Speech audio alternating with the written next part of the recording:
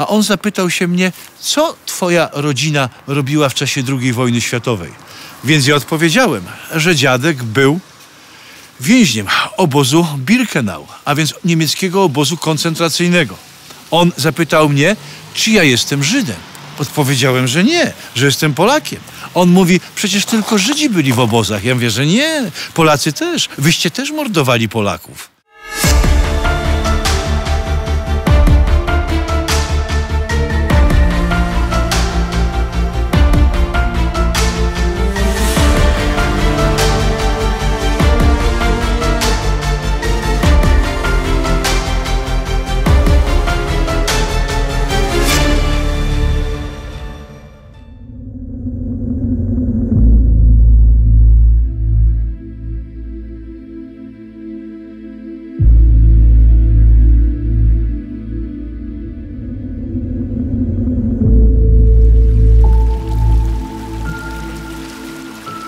Witam Was serdecznie w moim nowym kanale Łukasz Kazek History Storym. Jesteśmy w Walimiu, zima, styczeń 2023 rok.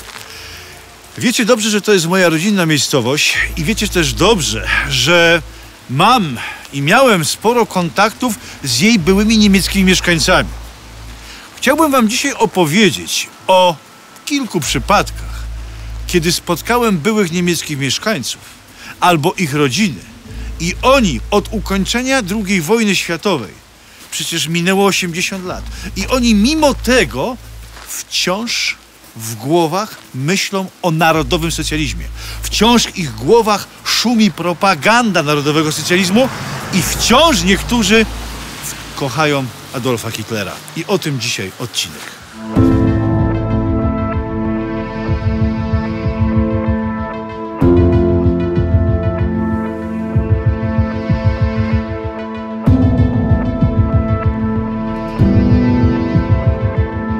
Trzeba rozróżnić niemieckich mieszkańców, byłych niemieckich mieszkańców Dolnego Śląska, a tutaj Walimia, od tych, którzy byli dorośli albo w wieku 16-17 lat i od tych, którzy byli dziećmi w tamtym okresie, a więc od 7 do 12 czy 11 lat, nawet od 13.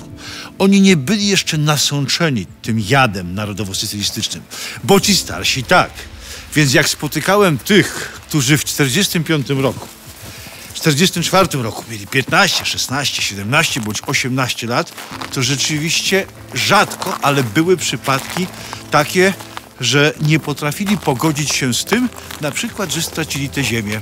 I uważali, że największą hańbą dla narodu niemieckiego było to, że musieli opuścić swoje domy. Ja zawsze słuchałem. Wysłuchałem do końca całą opowieść, a potem dopiero podawałem przykłady z wysiedlenia z Zamojszczyzny, z kraju Warty i całe to bestialstwo, które przyniosła niemiecka okupacja. Pamiętam przypadek szczególny, kiedy przyjechał były niemiecki mieszkaniec Otto i chciał, abym znalazł grób jego dziadka i jego rodziny. Zapytałem się, gdzie jest ten grób. Wskazał na dawnym niemieckim ewangelickim cmentarzu. Powiedziałem mu, że chyba nie ma szans, został już cały rozszabrowany. On mówi, że bardzo by chciał, chce spróbować. Była to właśnie mniej więcej taka pora roku jak to, było śnieg, ten cmentarz był zawalony różnego rodzaju gałęziami. Mówię, a jaki był nagrobek? On odpowiedział, że czarny marmur. To nie ma szans. Ukradziono, rozbito. Bardzo pana proszę, spróbujmy. Poszliśmy, przewalałem ten śnieg, po prostu cały, rozgarnialiśmy gałęzie. Nie znaleźliśmy nawet kawałka. Mówiłem, nie ma szans. Usiedliśmy potem spokojnie, a on zapytał się mnie, co twoja rodzina robiła w czasie II wojny światowej. Więc ja odpowiedziałem, że dziadek był więźniem obozu Birkenau, a więc niemieckiego obozu koncentracyjnego. On zapytał mnie, czy ja jestem Żydem. Odpowiedziałem, że nie, że jestem Polakiem. On mówi, przecież tylko Żydzi byli w obozach. Ja mówię, że nie, Polacy też. Wyście też mordowali Polaków. I wtedy on zapytał mnie, jak to się stało, że ten dziadek do tego obozu trafił. Więc mu odpowiedziałem, wezwaliście go na roboty przymusowe. Nie chciał być niewolnikiem w III Rzeszy. Uciekał z transportu i wtedy Gestapo, wpadł w łapy Gestapo, złapano go i trafił do obozu koncentracyjnego. Człowiek ten z delikatną zadumą spojrzał na mnie i powiedział: widzisz, jakby nie uciekał, to by nie trafił, niepotrzebnie uciekał.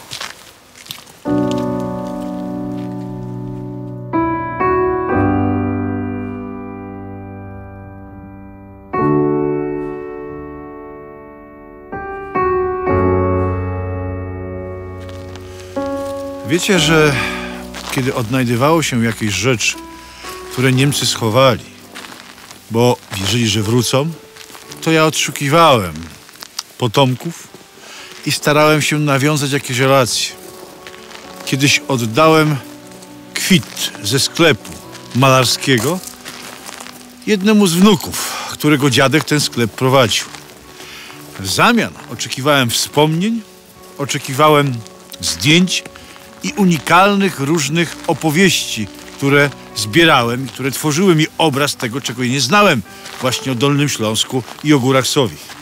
I raz dostałem niezwykłe wspomnienia fanatyczki, która była szefową Związku Kobiet Niemieckich, tu właśnie w Wieste-Waltersdorf w Walimiu, i która napisała mi swoje wspomnienia, bo słyszała od tego właśnie wnuka, któremu oddałem ten kwit, że ja się tymczasem interesuję. To były najbardziej tragikomiczne wspomnienia i przerażające, jakie czytałem. Bo czytałem wspomnienia 90-letniej kobiety, która na wstępie napisała do mnie, że 8 maja 1945 roku zakończyła się II wojna światowa, ale wtedy nastąpiło zawieszenie broni, bo ona uważa, że wciąż nie mamy podpisanego traktatu pokojowego. Powiedziała, że jak weszli Rosjanie do wsi, to można było to określić kilkoma słowy. Rabowali, plądrowali, mordowali i gwałcili. Ale mówi, jakoś udało się to przetrwać. Ale kiedy weszli Polacy, było jeszcze gorzej, bo oni też rabowali, plądrowali i mordowali, ale mówi, nie gwałcili. Wie pan? Żaden Polak nie chciał sobie zhańbić rąk ani swojego ciała niemiecką dziewczyną. Polacy byli okrutni, podstępni, posępni. Traktowali nas jak śmiecie. Czy pan rozumie, że kazali nam nosić takie opaski białe i nie mogliśmy chodzić po chodnikach, żeby wszyscy widzieli, że idzie właśnie Deutsche, że idzie Niemiec? Proszę zobaczyć, tak to wyglądało. To było totalne bezprawie. Ja już nie odpowiadałem na tę wiadomość.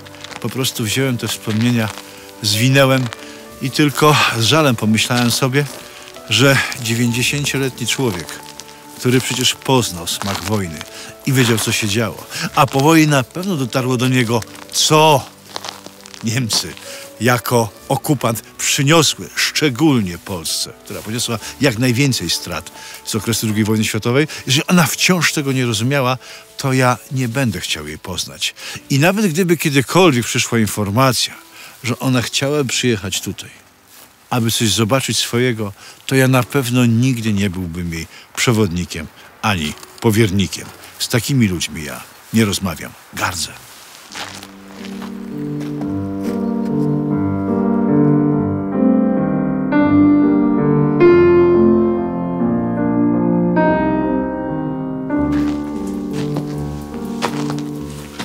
Kiedyś miałem przypadek, jak przyjechała do mnie niemiecka rodzina.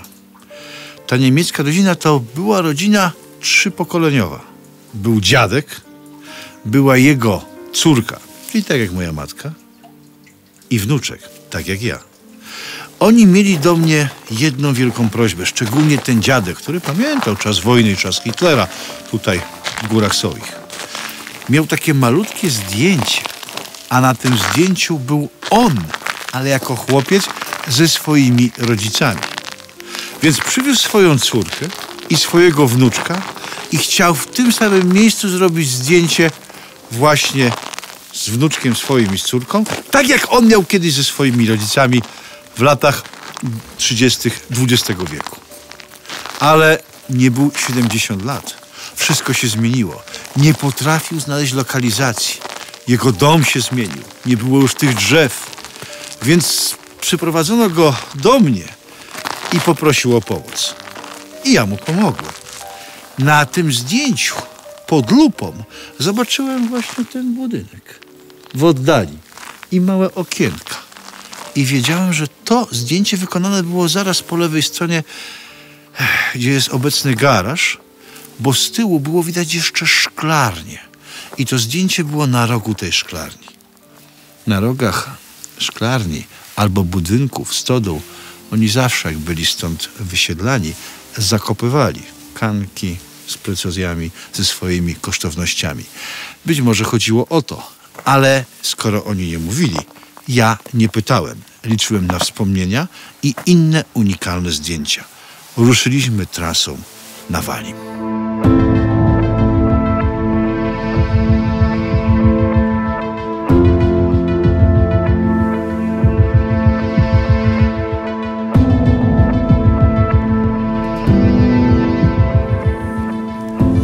Idąc z nimi wtedy ulicami Walimia, szliśmy mniej więcej w takim układzie, że ten starszy dziadek szedł pierwszy i on tak rozglądał się z sentymentem, wzdychał, patrzył dookoła na kamienicę, przypominał sobie tamten czas. Ja szedłem z jego córką, drugim, i myśmy rozmawiali po niemiecku. Moja dziewczyna szła z jego wnuczkiem z tyłu i rozmawiali po angielsku. Ja nie wiem, o czym oni rozmawiali i oni nie wiedzieli, o czym ja rozmawiam. Myśmy szli w odstępach tak do 5, 6, czasami nawet 7 metrów. I tak doszliśmy do starego niemieckiego ewangelickiego cmentarza w Walimiu. I tam nastąpiło coś niezwykłego.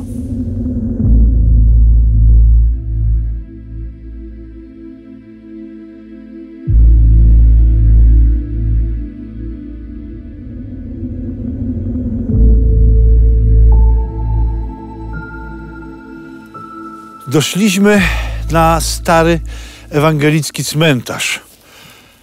Ten najstarszy Niemiec chciał poszukać śladów jakichś rodziny, przyjaciół, pradziadków. Powiedziałem, ten cmentarz w latach 60. został całkowicie przekształcony na cmentarz polski. Niemieckie nagrobki zostały całkowicie usunięte. Został tylko ten potężny rodziny Webskich, którzy byli właścicielami zakładu włókienniczego w Walimiu. On mówi, no tak, naturalnie. I patrzę, a moja dziewczyna delikatnie mruga mi, abym zakończył. Daje mi znaki takie, abym zakończył tą rozmowę. A oni byli wdzięczni, że spędziłem z nimi praktycznie całe popołudnie. Pokazali mi zdjęcia, wzięli ode mnie mój adres, e-mail i powiedzieli, że chcą nas zaprosić na obiad. Moja dziewczyna kiwa, że nie, że delikatnie. Widzę, że jakiś jestem rozbity. Przecież ona wie, że ja te rzeczy uwielbiam. Dlaczego każe mi to przerwać? Ale w końcu jej wierzę. Więc mówię do tych Niemców, że bardzo dziękujemy, ale myśmy się bardzo długo nie widzieli. Ogromnie się kochamy i chcemy spędzić czas. I nie mogę przyjąć ich zaproszenia na obiad, bo po prostu ten nasz czas zostanie, uleci i nie będziemy razem. Oczywiście uwierzył, podziękował, przytulił. Chciał mi dać jeszcze pieniądze. Powiedziałem, że nie. Powiedziałem, że potrzebuję wspomnienia i zdjęcia. On powiedział, że na pewno wyślę. I kiedy tylko oni wsiedli do auta i odjechali, to moja dziewczyna złapała mnie za rękę i mówi tak.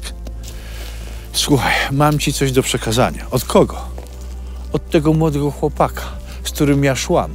Z tyłu, a ty nie słyszałeś. To jest właśnie jego wnuczek. I co on mi kazał przekazać? Kazał ci przekazać, abyś nigdy więcej nie pomagał dziadkowi, ani jego babci, czyli żonie dziadka. Dlatego, że to fanatycy hitlerowcy. Oni pogardzają Polakami. Powiedział, że w sypialni u dziadków wciąż wisi portret Hitlera. I że jego matka, z którą ja idę, nie powie mi tego, bo będzie się wstydziła i ma dystansowy stosunek do rodziców. W ogóle jest socjalistka i kompletnie z nimi nie ma jakichkolwiek więzi. Ale mi nie powie, bo będzie jej wstyd, bo to jednak rodzice. Ja byłem zdruzgotany. Kazał jeszcze powiedzieć, że on jest młodym Berlińczykiem i że ma kompletnie gdzieś tę historię dziadka i te tutaj przyjazdy. On wierzy w Europę, zjednoczoną Europę, dlatego przyjechał tu pierwszy raz i prosi, żeby mi to przekazać, bo tak to nie miał możliwości innej, aby ten temat zakończyć. Na sam koniec jeszcze padło pytanie, co jego dziadek robił w czasie II wojny światowej. Wtedy moja dziewczyna odpowiedziała, że jego dziadek, czyli mój dziadek, był więźniem obozu koncentracyjnego Birkenau. I ten chłopak tak się zatrzymał, zrobił się cały blady i spojrzał na mnie i zapytał mojej dziewczyny, to jak to możliwe, że on żyje, że on tu chodzi? No mówi, przeżył. Jak przeżył? Nas uczono i mówiono, że wszyscy, którzy tam poszli, zostali zamordowani, że nikt nie wychodził. Ja tak cały czas myślałem. Jak ktoś szedł do obozu, to już nigdy nie wyszedł. Nie, mówię, ludzie przeżywali. To myśmy tego nie wiedzieli. Strasznie mi przykro. Powiedz mu to wszystko, co ci teraz powiedziałem. Teraz sobie proszę wyobrazić, że jedni zaparci, a młode pokolenie chce przyjechać i się oczyścić. I tego byłem właśnie świadkiem. Na prawie 3 czy 4 tuziny spotkań z byłymi niemieckimi mieszkańcami Dolnego Śląska tylko 3 takie przypadki, w czym 1 oczyszczenia. To na tyle w dzisiejszym odcinku. Dziękuję. Pamiętajcie, subskrybujcie mój kanał. Pamiętajcie również o wsparciu dla kanału. Bez tego ciężko jeździć i te wszystkie historie wyciągać. Pamiętajcie o łapce w górę i o dzwoneczku. Do zobaczenia w kolejnych odcinkach. Łukasz Kazek, History Story.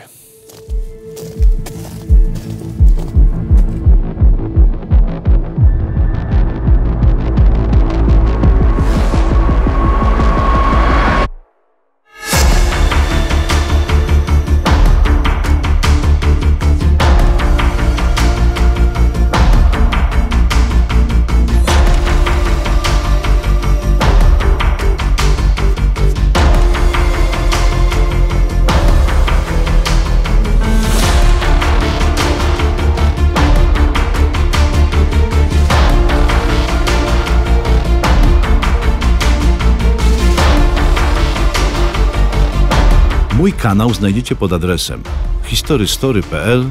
Łukasz Kazek. Do zobaczenia.